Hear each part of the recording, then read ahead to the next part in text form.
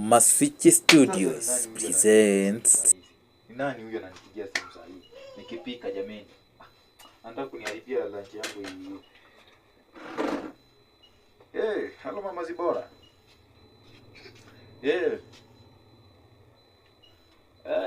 Niko salama sana. Nilikuwa nakupigia nikuulize.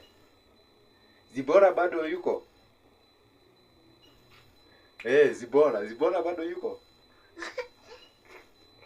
Hata ndio nilikuwa na nimuulize penye yako kwa sababu date 7 niko na shughuli na yeye kidogo.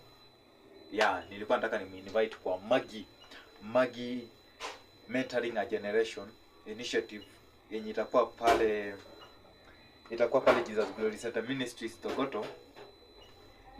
Mama Zibora. Sikuwa na ubaya mama Zibora. Nilikuwa nataka kuje tu kwa sababu ni rafiki yangu, pia tukae na yeye pale. Tutakuwa na youth from 18 years to 25 years. Watakuwa kwa kikundi yao, and then 25 years and above pia watakuwa na kikundi yao. Una watu ambao watakuwa na wamenta kidogo. Yes mama Zibora. Haipo ukwe mother-in-law. Si mother-in-law. Si mother-in-law by the way. Ni ile tu ni rafiki yangu. Sasa nilikuwa nataka pia mimi nikienda kufunzwa kwa hii initiative pia yeye again ka kitu kidogo. Asante sana mama Zibora. Akikuja mwambie anipigie simu. Tuko located pale Togoto. Anaweza fika tu mahali popote. Akifika pale Togoto afike kwa Ndarwa, ataona Jesus Glory Center Ministries na itakuwa ya baraka sana. Ni 7, mwambie ni tarehe 7, itakuwa Saturday mwezi wa 3.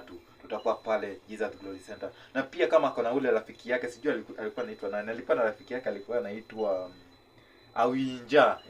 Pia mwambie anatembea na Awinja. Atabarikiwa tena zaidi. Ni training ya siku moja tu. Ubarikiwe sana mama Zibora. Bye.